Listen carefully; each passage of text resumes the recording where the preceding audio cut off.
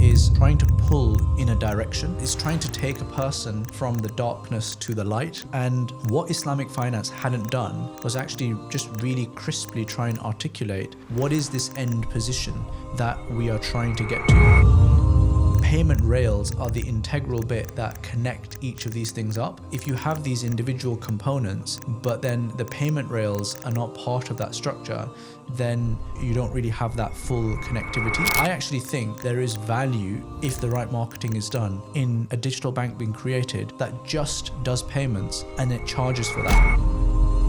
The UK economy is one of the largest top 10 economies in the world, and top 5 or 6 possibly. And the Muslim community by 2050 is going to be potentially up to 20% of that population. If I knew for certain, if I was to die and our mission was to succeed, then I would happily die. If we kind of summarize, you need to have go-to-market, you need to have the underlying infrastructure, and I think those were the key reasons why you fail. Before we start this episode, I want to flag that only 5% of you are subscribed to the channel, so please do consider subscribing, as it does help out the channel and does help bring out better guests in the future. Bismillah ar-Rahman ar-Rahim, wa salatu wa salam ala Rasulullah wa ala alihi wa sahbihi ajma'in.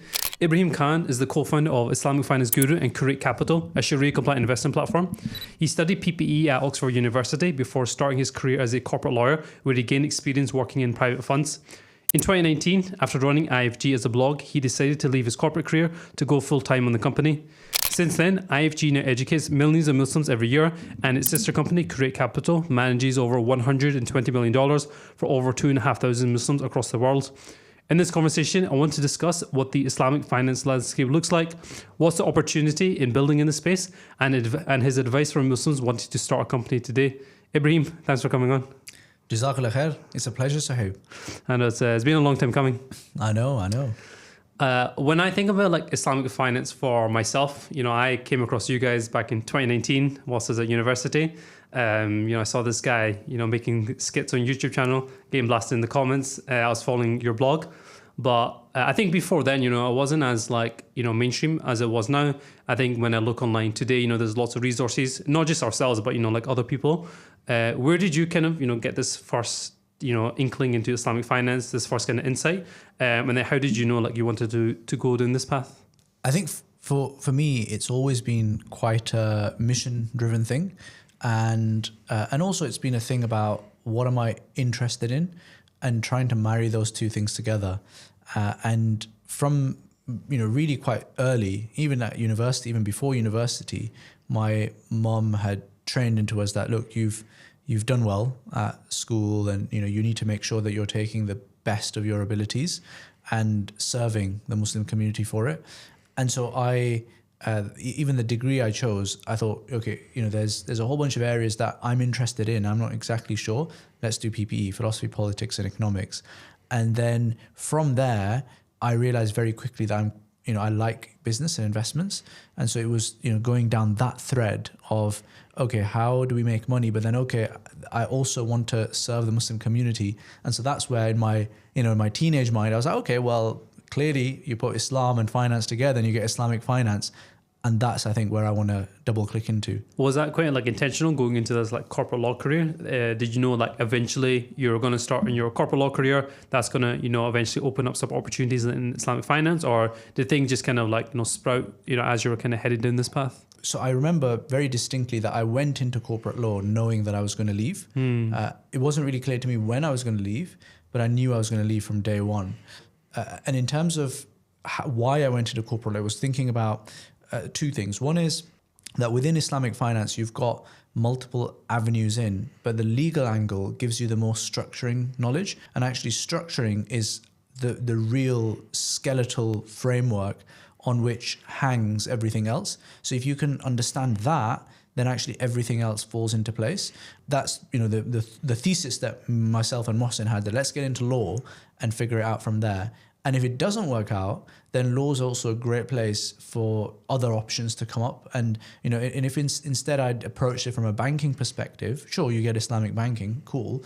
But if it doesn't work out, then actually 99% of the rest of banking, to my mind, is impermissible. So you don't really have many good exit options.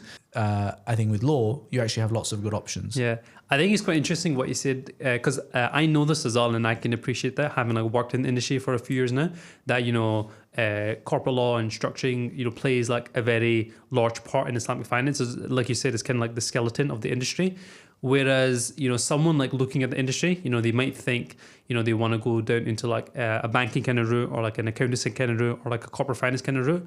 What's your advice for someone, you know, who eventually wants to build something in the space? Do you think is like key that they have this kind of foundation, whether it's within, you know, corporate law, whether it's within banking? And what's your advice to them in terms of building that foundation skill set? Obviously, you went in the corporate law kind of path, but what would your advice be to someone? I think it's absolutely fundamental to have that grounding, and I think the corporate law route and the accountancy route is the risk-free way from an Islamic perspective of getting that experience. However, I do think that you can do it from a banking perspective as well. So people like, you know, Suleiman in our team, he's only worked in Islamic banking from the very start, and he's worked at places like HSBC and others. And he's, you know, he's experienced banking at its full potential, but only within the Islamic space. So you have to, I think it's a lot harder, and you have to work really hard, and, you know, the chips need to line up in a certain way for it to be possible, but it is possible. If you go into the M&A advisory side, of course, that's perfectly fine. So people like, you know, Lazards or Perella Weinberg, there's a lot more scope for you to gain a lot of that investment banking experience, but not necessarily be, you know, in the bulge bracket banks. And the key distinction is, you know, from an Islamic perspective, those banks are actually underwriting and actually doing those transactions, whereas on the advisory side, you are just advising. And so the sale of an advice contract, or, you know, the buying and, you know, you providing a halal service of advice, there's no problems with it. So yeah, basically definitely really valuable to gain that experience. Also, not to be underestimated is the diving in and just doing it aspect of it. So, you know, someone might say, okay, well, I don't necessarily have that experience. Does that mean that I am essentially barred from this industry? I don't think so. I think like 60-70% of the actual implementation of any startup is very transferable. So, you know, it shouldn't bar you from the industry, but you're going to have to skill up on the technical stuff quite quickly. Something is interesting about you, as I would say, especially compared to like some of other peers in the Islamic finance industry, is that you've got a really strong foundation in terms of like the classical Islamic studies. You know, you're a Hafiz of the Quran, you're a qualified Imam. I know you did like a master's in Islamic finance. Do you think that's kind of like a key skill set that you need to like have under your belt when going into this? Because there is technicalities from, you know, like the legal structuring kind of side of things, but then also from the Islamic kind of side of things. Do you think that's like a necessary skill set to have in order to like navigate, you know, this industry that's, you know, continue to evolve, or that, you know, you're trying to push change into? I would say that, and I might be wrong on this, but I think to be truly cutting edge and world class at something like this, which is cross-disciplinary, then I think you kind of need that. I would give the example of a facial-maxillary surgeon, where they do all of medicine and then do all of dentistry to be able to do this particular field. And there's very few of them. And you just need that grounding to be able to do this work at a world-class level. And the reason why it's important to have both that commercial and that Islamic kind of mix is that necessarily if you're cutting edge and world class, then you're operating in territory that others haven't gone before. And for that, you need to be equipped, both from a, you know, ethical and, you know, legal standpoint, but also then from a commercial standpoint. And if you don't have that, you know, grounding, then you can still do it, but you're going to have to pay a lot of money to advisors. And if you pay money to advisors, it's always going to be, you're slightly lost in translation kind of stuff. So it's going to be a lot more expensive, a lot slower, and a lot less crisp. Yeah, I think a lot of that strategic thinking that you need to like, you know, push the ball out to like really make a change. Some of that you can't just, you know, delegate that to someone else. Like that does need to come from like the leadership team. That's kind of how I view it as well.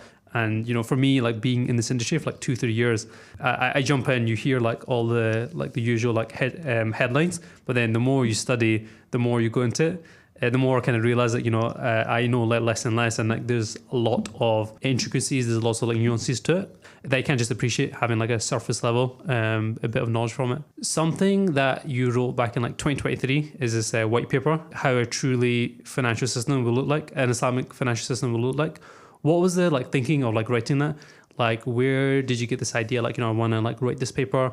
Like, what was going through your head when you were approaching that?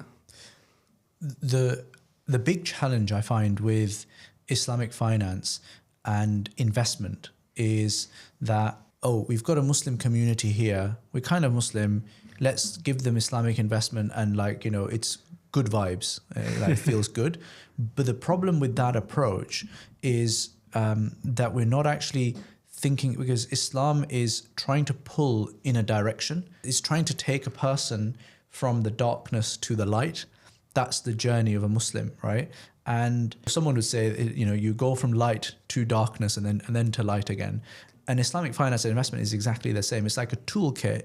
And if we think about, the human body, sometimes you've got the nervous system, the blood system, and the skin. There's all these layers. You see them in an encyclopedia. It's the same with life. And then the financial system is very much an integral part of life and this journey from darkness to light. And what Islamic finance hadn't done was actually just really crisply try and articulate what is this end position that we are trying to get to. And if you don't have the end in mind, then you're just gonna go left, right, and center and just be led by whatever comes up. And it's going to be you're never going to get to an actual global maximum in terms of the outcome. You're gonna end up just meandering around and maybe have like a few small wins, but then you'll have a few other things in the opposite direction. It all kind of cancels out. So the idea behind this piece was trying to articulate for myself, if I am actually sincere about this whole philosophy that, we are trying to move Islamic finance in a certain direction. Well, what is that direction? And once you've got that clear, then that actually helps us understand where we fit in as IFG and Cur8 Capital in this landscape.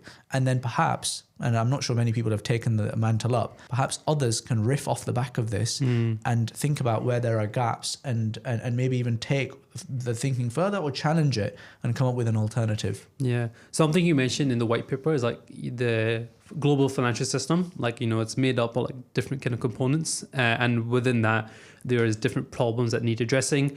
And then IFGs, like trying to tackle, one specific vertical of that. Can you kind of like break down, what are those kind of different like pieces that, you think that need addressing from like a Islamic finance kind of perspective? And then where do you think IFG fit into that? And then where do you think is like the wider kind of Islamic finance industry? Like what's the opportunity there in terms of these are the other parts that still need addressing?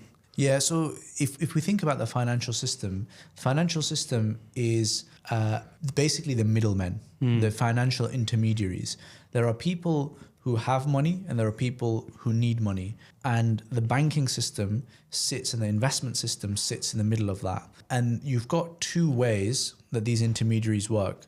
One is that they take in money through deposits and then they will lend that out to people on riba or some kind of interest. And that will then flow back, through interest-bearing loans, and then eventually these people get their money back. And the intermediary, the bank, takes its cut and it might pass on a little bit to the person. The other route is, and the pathway here is, it's about power. It's about the reason why the bank, it's all about guarantees. So the bank wants its money back and it will force you through the legal system or through just, force of will and sometimes loan sharks, like physically, right, to actually get that money out, because there's this obligation. The debt obligation is an obligation of power. And so you yank that back and it gives you that security. And so I think at heart, Islam doesn't like riba because of this power dynamic that it kind of creates. And then on the other side, and this is a side that we are more operating on, and by the way, I think that the banking system, we can tidy that up a lot as well. On the investment investment side, it's the same thing. So Sohaib has a bunch of money and he needs to just park it somewhere. And then the financial intermediary, i.e. us, for example, Cur8 Capital, we are asset managers. We will take that and then we will invest it. But here, the dynamic is much more optimistic and much more about growth. And what we're trying to do is fundamentally share in the upside. So we take a little bit of the pie, you take a little bit of the pie. And as a result of that, there's a little bit more risk spread here. Now, if we think about, and by the way, in the banking system, and actually all of the system, but particularly the banking system, there's also a section about payments. The reason why people would give money to a bank is because they need the banking rails, the payment rails that they offer for free. Yeah. Nothing is ever really free, right? Because that's where they get the money from to then actually lend out and make a killing on it. So we've got investment management and asset management. We've got banking and lending in particular, and then we've got payments. They're essentially the three core bits. And then overarching this, you've got other ancillary stuff like insurance, right? That kind of creates a risk. I feel like you've got a question, so I'll let you get your question in. But I'm happy to kind of break down where we think where I think there's gaps still. No, that's helpful. Yeah, I think for some people, because like they look at Islamic finance and it's kind of this like one big catchword, but like looking closer into that, like they don't actually know like physically like what does that actually mean in terms of what problems do they kind of correspond to. But I think you put it quite nicely. When I kind of think about it, like Islamic finance ecosystem, specifically in the UK, I think some things that are, covered off, not quite well, but like are being addressed quite directly is like house financing. You have other things like, SME financing for like businesses, banks, maybe not so much. And then like investments, which is kind of where like Cur8 and like Wahed and these kind of companies fit into. Where do you think are like, the key kind of gaps that you still need like a little bit of plugging in? Because obviously we've come a long way from, the past 20, 30 years. Cur8 are doing the thing, Wahed are doing the thing, shariah are doing the thing. Where do you think, in the next like 10 to 15 years that there still is a big need for, one or two players to kind of tackle these specific problems? Yeah, it's a great question. So I think let's start with the investment side. So I think on the investment side, broadly speaking, is pretty much all covered. So people have covered the bases between us and Wahed. You've got basically private and public. And I think that there is coverage across all of that at the moment. You might nitpick and say there are certain gaps here or there, but actually I think those are optimizations as opposed to anything else. So I think that's kind of, other people can do it, but it's not, it won't be what I call blue ocean. Yeah. It'll be red ocean. There's others who've done it. On the payment side, there are people who have built the infrastructure. So people like Algebra and I don't know the details, but I suspect Kestrel as well, and others as well. Where I think there hasn't been as much progress has been around the moves to get to go to market. So payments isn't just about the infrastructure; it's also about getting that infrastructure used. And so I think there is something around that, and there's also something around how payments link to a revenue generation model. Because banks, if I go back to what I was discussing, banks, they give payments out for free, but in return they get your money so that they can lend it. Now, so that means that on the payment side, the likes of someone like Algebra or other of these banks, in order for them to make money, they actually need to become registered as a bank in order to be allowed to do any financing. And if they can do that, then great, that's a business model. What's the issue with payments? Because that doesn't strike me as something that's like a Islamic finance problem like immediately. Is it because the fact that if your payments are going to say like a Barclays or something, that they are like in control of your data and then they can only lend you types of loans that are not Sharia compliant? Is what you're saying is that we need to have Sharia compliant Islamic finance payments rails in order to adopt that into lending or other kind of products?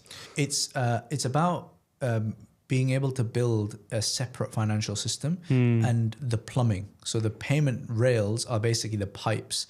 So what we're discussing here are essentially like 3 or 4 different types of radiators or boilers, right? And then the payment rails are the integral bit that connect each of these things up. And the problem is that if you have these individual components, but then the payment rails are not part of that structure, then you don't really have that full connectivity.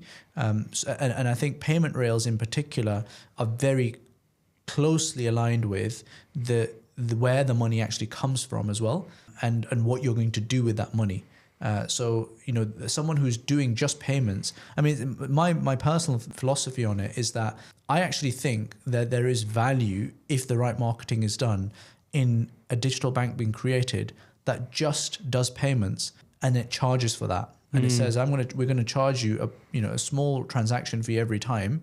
And you pay us maybe, we might give you additional perks here or there, whatever. And we're going to charge the businesses, because obviously payment rails companies, they do charge businesses. They don't charge consumers, but they do charge businesses. Yeah. And we're very upfront about the fact that we're not going to do any other hanky-panky with your money.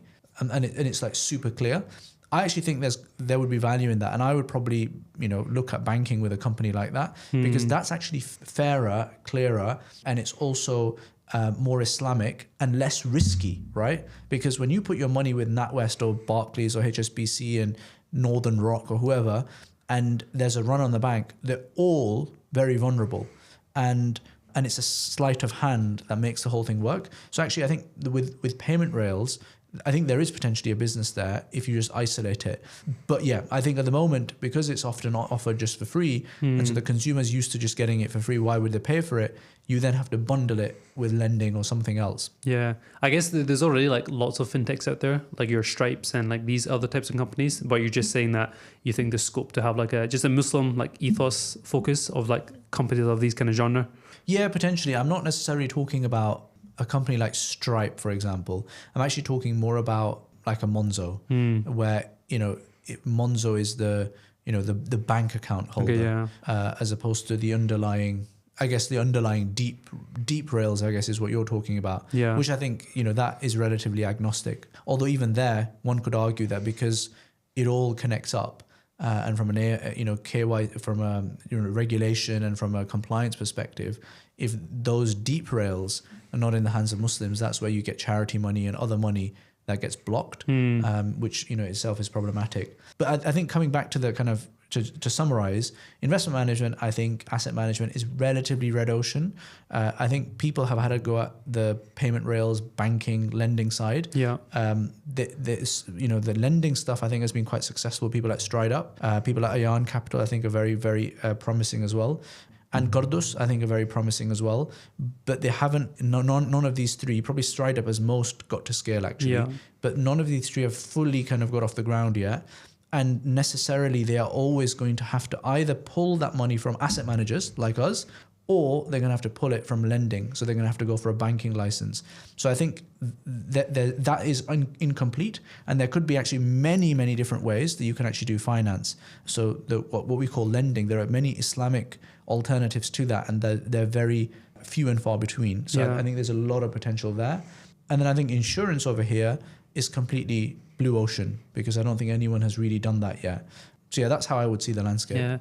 Why do you think, why do you think insurance hasn't really been touched? Is it because it's not seen as much of a problem? Or like, I guess there is some opinions that kind of say that insurance, some say it's completely haram, but I think there's some that's, a little bit more grey as well. Do you think that there's still, is it because it's not as much of a pain point?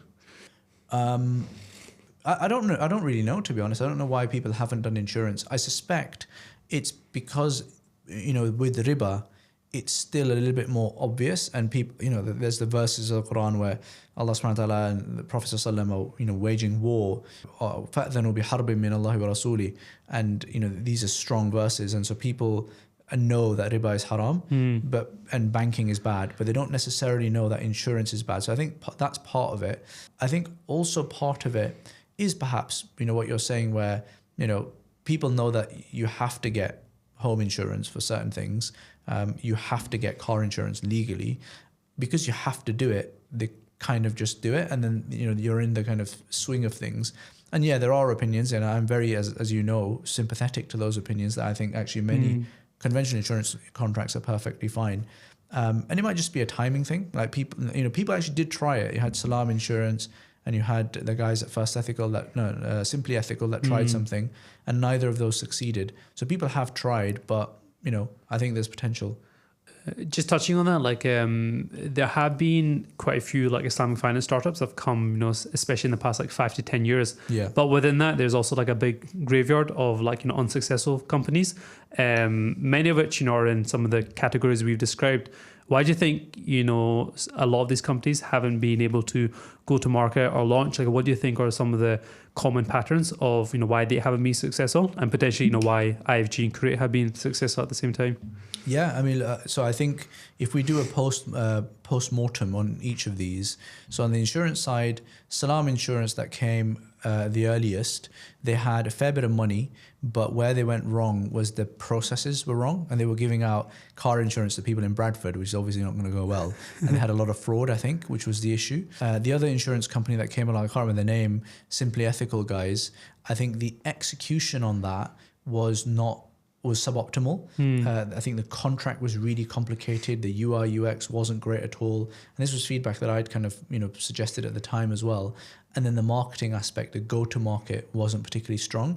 And if you don't have that, even if you might have the institutional pipework at the back to provide the insurance product, it's not going to work. So that's what I would say there. On the whole slew of Islamic digital banks that came along, they didn't have a business model. You can't offer a free product and hope that you're going to gain loads and loads of customers in a market with a very few customers and not actually have a profit-making aspect to it at all and hope to succeed. Like, it just doesn't. It's like, that's just crazy. So I think that's where they went wrong, and I think where the clever ones from amongst that, they then switched to B2B, where they realized that the only way that you make money from a technology that in itself doesn't make us money is by selling the technology. And I think that's sensible, right? And I think that makes a lot of sense for those guys, and it's great to see that pivot happen, because you want to survive first and foremost as a business. Are there any others that failed? What was that digital bank? Was that called Nia? No, what was it called? The Risk one, yeah. Yeah, so Risk is in that bracket of things that didn't have a business model. It was beautiful. I really liked the design, but it didn't have a business model. And I think there was a lot of like chopping and changing at the leadership level as well. And it was like, who's going to be, musical chairs, and who's going to be left, with this liability kind of thing. So yeah, I think if we kind of summarize, you need to have go-to-market. You need to have the underlying infrastructure. You need to have a business model, and I think those were the key reasons why you fail. And you need to have operations and systems once you're up and running as well. Do you think there's like a talent or like execution like problem when it comes to like Muslim founders? Because we come across a lot, and although like there is this like especially in the past couple of years, there's this building up of this like Muslim kind of tech scene. Do you still think that it's not at the caliber that it should be? And how do you think we can like get to that kind of stage? Because I think for we're kind of talking about these previous startups that haven't done so well, and it seems to be that it's just like an execution problem, or they weren't thinking about things as well as they should have. Yeah, I don't know if we've got any like a talent problem, because if I look around and I look at the the Islamic fintech ecosystem now, I think it's actually pretty good relative to where it was 5 years ago. And it's a natural part of the journey where you have some startups that come along that don't succeed. That's perfectly fine, right? And actually, in some ways, all of us learn from the collective risk-taking of all of these individuals. Yeah. And it's I could do this, post-mortem on our own company and say like, look, IFG, if we hadn't pivoted from being this kind of comparison engine type thing to where we are now, then we would have probably ended up failing at some point. We probably wouldn't have ended up failing, but we wouldn't have ended up getting to the scale that we think is now possible with what we were doing. And I think everyone should be able to learn from each other's mistakes and also wins as well. Yeah. Can you talk to me about the IFG like journey a little bit? You kind of touched upon it, that it went through like a few different pivots. Like, what was the version 1 when you like left your job to like build this out, and then to how did it get to where it's at today, where you have this full Sharia-compliant investment platform, wealth manager? The mission has always been, how do we help the Muslim community level up financially? And initially we thought, okay, content is a key part of what we do. People seem to like it. Let's go down the path of this comparison website, essentially, a money saving expert, if you will, but for the Muslim community and investments. And what we quickly realized was that there wasn't, in order for a comparison website to be useful, there needs to be lots of things to compare against. And within the Muslim community at that time, especially in the investment side, there isn't that much to compare against. That's problem number one. Problem number two is that investment transactions are just one-shot things. Do you have an account with Wahid, for example? I don't. You don't? I don't. Disgusting. We have an account I should, you have an account with Cur8? I do, yeah. Alhamdulillah, alhamdulillah. So that has already, so let's say you came for a comparison website and you came to Cur8. You're now with us and you don't go back to that comparison website again. Whereas if it's an insurance, contract, car insurance, you will go back to a comparison website and you'll do it every single year because it's purely transactional and it's not a relationship, an ongoing thing. And so we're comparing against stuff that isn't a deep enough market to compare against. Maybe you can argue that, maybe it is deep enough, but I don't think it is. Second, you're offering one-shot things. So like once the entire market is done, you don't have any more people. So that's a problem. And then the third issue, which we found, was that there wasn't actually high quality investments to direct people to fully. We decided actually, what we need to do is, and by the way, maybe this is like simplifying it a lot. Ultimately, what we decided was we need to get into the kitchen. We need to actually start making investment products. But before we came to that realization, we just chucked loads of stuff, interesting ideas at the fan. Yeah. So we had Islamic Wills product. We still do that. Islamic courses. You've been on some of the courses. I've been on some of the courses. We had a fund replicator product, which is now Ummah Invest, basically, which is great because I think that product does have legs, but I don't know if it has the scale that we wanted it to have. And I think we did affiliate marketing as well. Yeah, you had a stock screener as well, right? Did we have a stock screener? I don't think we had a stock screener. Oh yeah, vaguely, kind of. Ish. Yeah, ish. So yeah, we had all of these things, and I think it was our VC, our venture fund backers, Outward, they had a really useful but frank conversation with us, like, guys, what's going on? And I think, what are you actually doing here? And I think we needed that. And I think deep down, you very quickly realize yourself, if you ask an experienced founder and you ask 3 or 4 of them and they're all saying, look, you're doing too much, then you should just listen to that and not be like, oh no, we've got a different kind of business model and you're going to change the world. And you should just listen to that. You're probably doing too much. You need to pick one thing. And the way we picked our one thing was we just looked at NPS scores, net promoter scores, and product market fit scores, which is a specific kind of question that you can ask people that are using your products. Like, how disappointed would you be if we didn't exist? And out of all of the 4 or 5 products that we had, the ones that would be very disappointed if we didn't exist would be the investment guys. And so that's where we double clicked. Amazing. Something you mentioned, you kind of touched upon here, is that you had institutional VC fund who's backing you guys. Why did you decide to raise from a institutional fund? You had this large following. You had lots of people in the Muslim community who already invested into your company. Why did you then think I want to go raise from institutional VC fund? Because these guys aren't even Muslims as well. So how did that conversation come about? Why did you approach them? Do you think it's been a positive to where the company's come to today? I think it was ultimately yes. I think it was a positive. I think there were 2 reasons why we wanted to go down venture funding from a mainstream fund. The first of those was because I think it can open a lot of doors, especially, the guys at Outward are very deeply embedded into the traditional financial system. And that's actually really important to be able to open doors and relationships that others wouldn't necessarily have. But actually, the more important reason was that at that time, no mainstream VC had actually backed any Islamic fintech. And we wanted to be the first company that gets mainstream venture backing for an Islamic fintech. Subsequent to that, we've had the guys at Irad who've been backed by YC. I think we've had another company from YC as well that was kind of Islamic fintechy flavored. We've had Kestrel backed by Techstars, I believe. We've had we've had people, a whole bunch of funders across the Middle East for sure. And I think there was another one in the UK as well. There's guys at Gobi Ventures that did the guy, the company out in the Far East.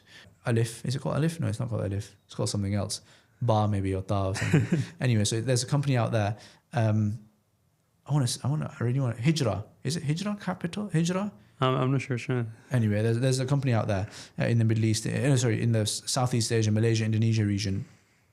So we wanted to, open the doors.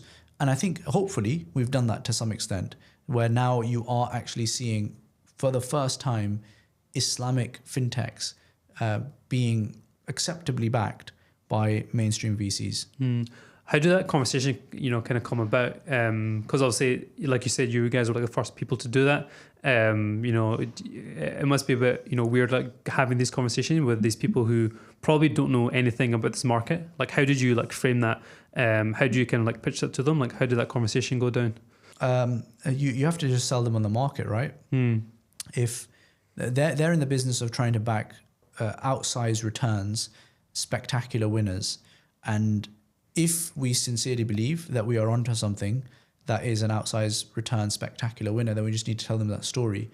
If the UK economy is one of the largest top 10 economies in the world, and top 5 or 6 possibly, and the Muslim community by 2050 is going to be potentially up to 20% of that population. MashaAllah. I mean, I think that's big enough to be able to, and Muslims right now, to give you a simple example, don't have any insurance products. And you've got multiple multi-billion pound companies that are servicing just the UK insurance market, and Muslims don't have any. So I'm sure a fifth of the market is pretty valuable. Yeah. And you can make the same case for any of these products. Yeah, you obviously manage a VC fund with Cur8 as well. You've invested in over like 70, 80 plus startups now. What do you think most founders get wrong when they're like trying to raise capital? Like if you're advising like a Muslim founder who's trying to build something today, what do you think, most founders get wrong? How would you advise them in approaching this? Founders, I think, make many different mistakes. Different ones make different mistakes. So if I think about where they make the first mistake, it is, do I even need to raise venture capital funding? Is this a venture backable startup? And often it isn't. Often they're just doing it for the hell of it because they've seen everyone else do it and because it's kind of sexy to do it. But if you don't need venture funding, then don't go for it. That's the first bit. Second bit is the kind of funding that you go for. Is it pre-seed, rather than going out for like a 5 million round? Just do 250, 500,000 from angels and just get going and start proving out the concept. And I think that's often the best step for most founders. And unless you're a repeat founder and want to do a larger round and have the skill set and ability and the contacts to be able to do that, typically it is better just to raise small angel round and get going. I'd say the third area that founders get wrong is the kind of package that they put together and the seriousness and the professionalism and rigor with which they approach the whole process. If you don't have a spreadsheet, if you are winging it, if you're not thinking in terms of this week, what is this process looking like? If process is not even a word in your vernacular, then you're going to struggle. And if your deck is not looking like a deck that stands out, isn't telling a story, isn't following like standard slide deck approaches, then again you're going to run into trouble. So I think founders fall flat on that as well. There's multiple other areas where founders can run into trouble. I'd say another area is they think that the money will just kind of come to them, and that it's not going to be a knife fight. It usually is a knife fight when you're raising funding from startups, and it's about raising funding from venture funds, and it's about creating a market of intense demand for the shares that you are selling of your company. And if you think that's just going to happen, it's not. Lots of things feed into that. What gets you excited when you speak to a founder? What perks up your ears? I think traction, more than anything, gets me really excited. And I think strong pedigree of past success gets me really excited. And if both of those things are combined, then I'm like really, really excited. Yeah, it's interesting. I think we see this like flavor of like this whole Silicon Valley, like Stanford, like college student, like that tends to be like the image that people have in mind when it comes to like founders, and which is quite different to like what you're kind of saying in terms of you like to see someone who's got like established kind of experience. Is that in like building something? Is that kind of in like their corporate experience? Like what does that mean? What does that look like? So I didn't necessarily say experience. I said a track record of success. And they're two different things. So someone could rock up tomorrow, and we have actually backed relatively, young people as well. Yeah. And by the age of 20, if that person has, has got a world record, or that person has, smashed all of his exams, and he's got, he's exited a company. There are people who do that stuff, or they might be really, really good at a particular sport.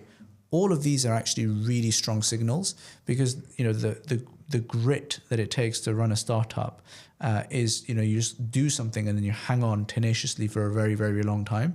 And so if they've done something and they've got world class at it, chances are they know how to improve their own process, and they've got the ability to stick it out over a long period before success comes. So that these are good signals. So it's not. So I actually don't particularly like seeing someone coming out of, I don't know, banking at the age of like 30, and they've got all these logos. Like, I'm not impressed by that. But if someone comes out and they've done like 2 businesses, and they've exited one for a small business, they've exited that, they're doing something else on the side, and crucially, this is the crucial thing, they've actually done something. They've actually started the ball rolling, and they've got some revenue coming in. That says to me that this guy can execute, and then I'm leaning in.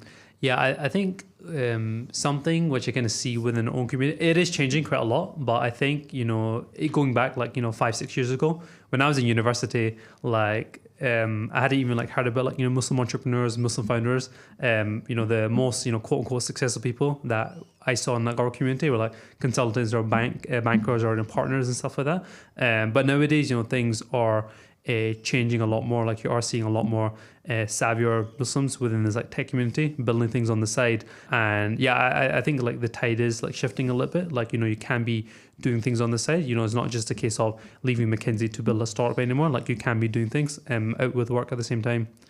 Something which I find quite interesting, like building like a Muslim business. Do you ever think there's like a conflict of interest with, building a for-profit business whilst at the same time, building something that's like for Muslims? Do you think there's a conflict of interest in the first place? No, I don't. Why would there be a conflict of interest? Because on one instance, where if you're building like something that's mission focused, this is for Muslims, we want to help Muslims level up financially. But at the same time, you're a business, we want to make money, we want to make revenue. We have institutional investors who are relying on us to like make a lot of money. Do you think there's just like a sweet spot there that you kind of have to like fund it into? Because I think some people might look at that and be like, if you're a business, you have to be like selfless, you have to like focus on yourself. But do you not think that's the case? Business is just another word for trying to solve very complex problems at scale in a repeatable way. And if that is how you define it, then necessarily you're going to have to take decent remuneration for that. And that remuneration means that you're going to be for profit at some level. Now, I think where you start possibly running into some level of conflict is if you're doing something that has traditionally been like charitable, right? The stuff that we do, investments and asset management, all this stuff, no one I don't think expects for that to be done for free. Free service, yeah. Like no one goes to a butcher who is doing halal butchery and expects that to be done for free. So I don't think there's much of a conflict there. But I think where you might run into some conflict is where you're doing Islamic education maybe, or teaching people Quran or that kind of thing. Because there are arguably some nusus or hadith or whatever that suggest that maybe that could be like a 50-50 thing. Now ultimately I'm comfortable with people charging for that as well, because otherwise you're not going to be able to provide that service these days without the awqaf and the other charitable institutions that previously would fund that, or governments would fund that centrally. If you don't have that anymore, then of course you need to charge for that. I don't see there being huge amounts of conflict. Makes sense, yeah. Is there like a hadith or verse of the Quran that you reflect upon a lot when you think about the IFG mission and what you're building? I don't think any one particular one springs to mind. I would maybe think about يا أيها الذين آمنوا اتقوا الله ولتنظر نفس ما قدمت لغد, that O you who believe, fear Allah and look at and each person should look at what they have sent forward for tomorrow. واتقوا الله إن الخبير بما تعملون. Basically, it's saying that think about what is it that you're doing, and think about the future. And what is it that you've invested for the future? Because our actions today echo through time, backwards, right? And I guess forward, but backwards in particular. So you're only 20 years down the line. So that 20 years down the line, you can chart a path between what you did today that leads to where you got to. And ultimately, we're going to get to the akhirah. And so we need to be thinking forwards so far ahead. Our action today is going to be accountable in the akhirah. And don't be like those. Allah subhanahu wa ta'ala, the verse carries on. He says, وَلَا تَكُونُوا كَالَّذِينَ نَسُوا اللَّهَ فَأَنْسَاهُمْ أَنفُسَهُمْ. And don't be like those when they're doing these actions, have forgotten Allah subhanahu wa ta'ala. Because when they forget Allah subhanahu wa ta'ala, they have actually forgotten themselves. أولئك هم الفاسقون. And the people of أصحاب لا يستوي أصحاب النار وأصحاب الجنة. And the people of Jannah are not the same as the people of Jahannam. And the people of Jannah are the ones who are going to be the most successful ones. So it's about here and now, every moment, every action, every movement counts, because it will set off a ripple into the future where we will stand in front of Allah subhanahu wa ta'ala. And I think, for us with IFG, it might be like I pray regularly that, what we are doing here is something that actually succeeds and is a way for us to attain Jannatul Firdaus. And so, it might be that we die before we see the success of what we've achieved. And it might be that it never is actually successful and we just get rewarded for the intention. So that's the verse. What's next for IFG? Well, if we work back from our mission, we want to help the Muslim community level up financially. And in order for that to happen, we really need to be a top 10 asset manager, top 20 asset manager. And that means that in order for us to be, table stakes to achieve that is probably about $1 trillion in assets under management. And right now we are tiny. We've got about 40 odd million. So we need to get to 1 billion, 5, 10, 100, and then eventually $1 trillion. And we just need to basically get our head down and continue to execute on what we're doing. And along the way, it's not that we want to get to there and then we're going to try and change things. Along the way, because we're an intermediary, what we are trying to do already is take money from those who've historically not had places to give that money to, Muslims, and give it to those areas that historically didn't see money, i.e. the Muslim community, Muslim entrepreneurs, Muslim countries, things that ultimately, hopefully, can actually draw more money into the overall ecosystem. And, if we can do a fair bit of, good at 130, 140 million, I'm hopeful that, at 1.4 and 14 billion, we'll inshallah be able to do a lot more. Makes sense, yeah. What's your advice for me, for someone who's now, embarking on my startup journey? Obviously, you've seen me these past 2.5 years. It would be good to get your sense, your advice for me.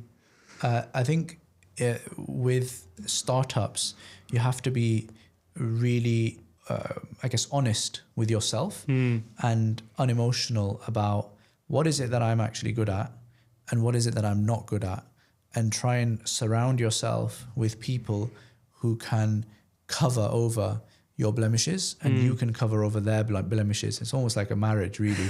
They're a garment for you and you're a garment for them. It's kind of like that, right? So you're looking for really good founders to come together as a package, and if you can do that, then the the total collective of 2, 3, 4 founders is far stronger than any individual person. So I definitely say that, and then I would say just start, try to move in a particular direction and start doing stuff, and then the other thing I would say is keep enough time there in the background for the macro and the kind of strategy and the more deep and philosophical stuff as well, because actually I think a lot of the reason why, and this actually maybe goes back to the post-mortem on some of the startups that failed, a lot of them, they didn't have very deep roots in why they were doing what they were doing and envisioning what the future is. It was a shallow vision. And if you don't have a deep vision, then you're not going to get the constant inspiration or the drive. So the constant inspiration of what should be and the drive for why it should be that way. Do you think you have to really care about what you're doing as opposed to just looking for a business problem and trying to go after that? Yeah, absolutely. If I knew for certain that if I was to die and our mission was to succeed, then I would happily die. What's your advice to me as a person, as someone you've worked with for the past 2.5 years? Obviously, you've been my boss for the past 2.5 years. What's your advice to me as how can I improve as a person as well? I think you've got a lot of creativity, so I think you should harness that. I think you're good with people, building relationships, and building that rapport. I think that I was quite impressed by the fact that you stuck to a lot of the Friday sessions that we had, the Mufti Faraz courses that we did. I think you had 2 years at least, right? You did it, which I think is not many people did that, which I think is great. So that you've shown that you've got that, I guess, ability to be tenacious about certain things. I think where you could probably improve, or where you need to be focused is being very demanding and having high expectations and standards, and just turning up consistently every time, on time. Just you're there and you're executing it well. That's definitely one area, and then I would say I think that would be the key things I would say probably. And then I think also making sure that you're thinking about the macro, because I think that is vital, and perhaps you don't spend as much time thinking about that as perhaps you should. Last question: what's been the best and the worst parts of having me at IFG? I think the best part was when you took a picture with me. Remember? It was my first couple of weeks. Yeah, your first weeks, and then you wanted a picture with me, and you were like, Mohsin, you go over there. Kick Mohsin I know. To the corner. I know. You want a picture with me specifically, so I thought it was quite funny. So that was the best part. Worst part, I don't know. When you were quite lazy at the start, I think. At the start? Yeah, you were quite difficult to get out of bed at the offsites. I remember that. Oh yeah, I think I was just sleeping too late, too much time in the swimming pool. That was it. But no, I appreciate you coming on. I think you've been a big inspiration for me, wanting to go on this journey. It's been it was like my dream job when I joined IFG 2.5 years ago. Like I said at the start, I was following you guys since university, been watching the YouTube channel. So when I started, 2.5 years ago, it was the best place I could be. And also in that time, alhamdulillah, we've grown a lot, and I've been fortunate to sit on the forefront and being part of that journey. So, but yeah, like I said, you've been probably the biggest inspiration for me, wanting to go into my next steps as well. So we'll see what the future holds. I'm very excited. Inshallah, you'll smash it.